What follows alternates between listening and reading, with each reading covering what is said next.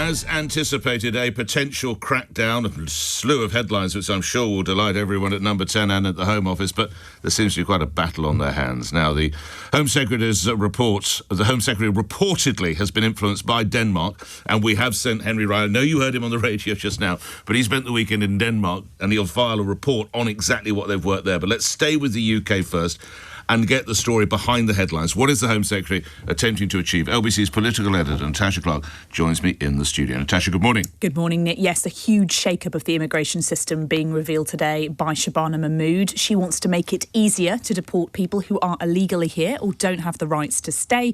Asylum seekers will have to wait 20 years before they can stay permanently. That's quadrupled from now. Refugee status is only going to be temporary and will be revoked. There will be Danish-style family restrictions on reunions. Weekly allowances will be revoked for those who can work and don't. And countries which don't take back foreign criminals will have their visa allocations restricted in a Donald Trump-style move. Angola, Namibia and the Democratic Republic of Congo could face action, we are told. Illegal migrants will also be restricted to one single legal route and one attempt to essentially to challenge that with little and fast-tracking cases with little chance of success. Family connections will only mean parents and children, not other family connections. The Home Secretary speaking yesterday said that immigration is tearing the country apart and is out of control. It is an issue that is dividing our country, and I see this polarisation all over the country, including in my own constituency. We have a system that is out of control, it's unfair, and is putting huge pressure on communities. So it is important that we restore order and control to this system so that we can retain public permission and public confidence in having an asylum system at all. And that is what my reforms are designed to do. But Nick, this is going to be the very controversial part. As I told you last week, Mahmood is also going to reform and tweak parts of the ECHR and the Modern Slavery Act. They will bring forward new laws to reset the balance between an individual and the public interest under Article 8, the so-called right to family life. The government also want to reform Article 3, that's the right to freedom from torture or degrading treatment. They say they will do that with other international partners, so we won't do that unilaterally. However, the Tories say that there's still no real deterrent, that scrapping Rwanda has led to an increase in channel crossings. They're a combination of a few small steps in the right direction and a handful of gimmicks. If they really wanted to fix the illegal migration crisis, the government would follow our advice, follow our plans, come out of the ECHR completely, and that would enable the government to deport all illegal immigrants within a week of arrival. Now, will it work? Of course, who knows? But this is very tough talk from a tough Home Secretary. This is way, way further than I think many things, even the Tories, have ever done before. So naturally, there is a backlash in some areas. That Article 3 and Article 8 changes will require legislation. There are lots of talk behind the scenes between Labour MPs who are deeply uncomfortable with some of these moves, and they have to vote it through, Nick, in the House of Commons. So watch this space. Nadia Whittome, the member for Nottingham East, accused the government of pursuing policies of the far right. And finally, Nick, of course, we have to see this through the prism of the past few weeks. Struggles in Sir Keir Starmer's leadership. People say that Shabana Mahmood may be a future Prime Minister, maybe a future leader. This might be the tough action that the public want, but it's far from what many Labour MPs want. She knows that she will know that if things do change rapidly in the next few years or months, she might be having to do far more than just trying to stop the boats. Natasha Clark is LBC's political editor. In a moment, I'll be asking you, do you think it can work specifically with, if the United Kingdom stays in the ECHR, European Convention of Human Rights? It would seem to be a bit of a challenge. This will live or die in the European Convention on Human Rights, won't it? Henry, morning to you. It will. Morning, Nick. And I think they're really relying on that Danish model because they've managed to do it within the ECHR. So the government's hoping by some of these sort of changes that they've made in Denmark, for instance, the temporary nature of granting people asylum, you'll be able to, in some ways, bypass the ECHR.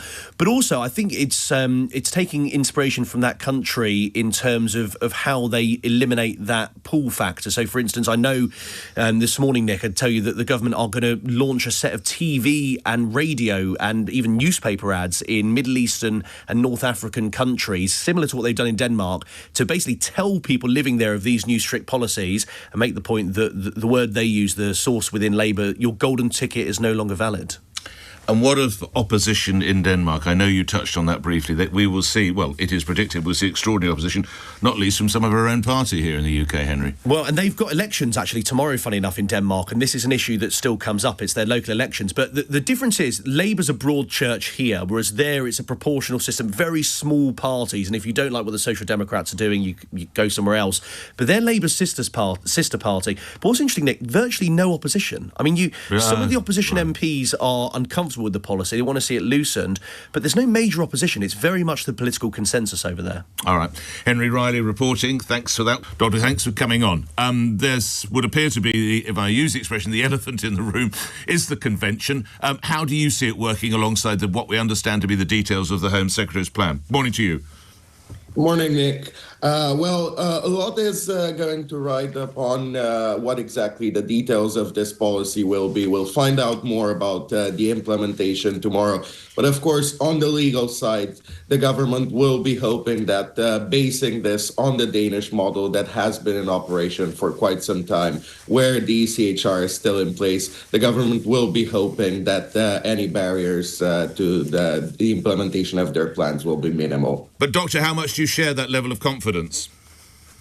Again, it's very hard to say until we see further details later tomorrow. What is to be expected is that there will probably be some legal challenges, and we're expecting to see the government battle that out in court when it comes to it.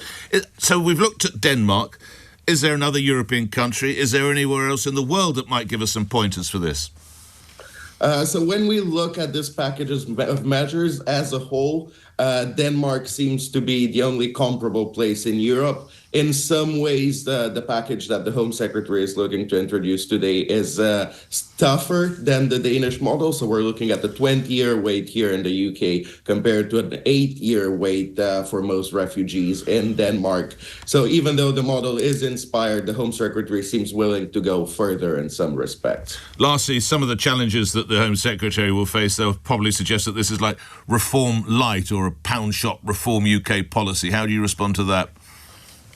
I think there's a big difference in terms of the implementation of some of these measures. So we're looking at a series of relatively tough measures, but are still quite technical, quite detailed, and that contrasts with some of the plans that we've seen from the other parties. The question, of course, is how is it going to work in practice? Grateful for your time this morning. Thank you, Dr. Mihnea Cuibus, who's researcher at the Migration Observatory at the University of Oxford.